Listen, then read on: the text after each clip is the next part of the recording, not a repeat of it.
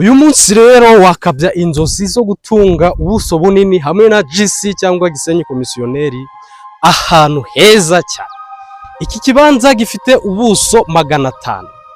Uyu mugabo nagende agere aho ikibanza kigarukira iyo hirya, murebe ukuntu ari hagari cyane.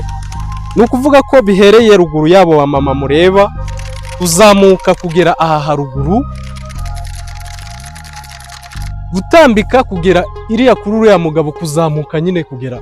Muri make ubuso 500 ni ibibanza bibiri biburaho ubuso 100. Murabizi ku buso leta ya updatinze y'ibibanza biri standard mu Rwanda n'ubuso 300, ariko iki kibanza tuzanye n'ubuso 500 turi kigurisha ku mafaranga ateye atya. Uzanye miliyoni 22 twaguha ubuso bwose. Icyo ni icyambere. Icya kabiri, uvuye aha turi kumanuka hepfo uzanye miliyoni 11 twakiguha. Kuva hano ndi kwegera ruguru naho uzanye miliyoni 11 naho twakiguha. Muri make byose ibibanza bibiri turabitangira ku mafaranga miliyoni 22, ariko mu gihe ushaka kuvujyana mu buso 250 biri available.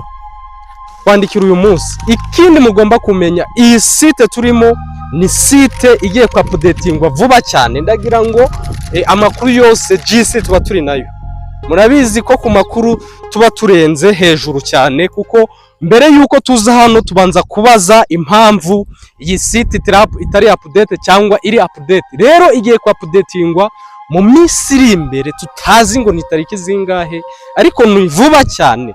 Site iryoshye, ibibanza byose byarashize kandi abantu bari kubigurira kubimara. Turabakunda cyane.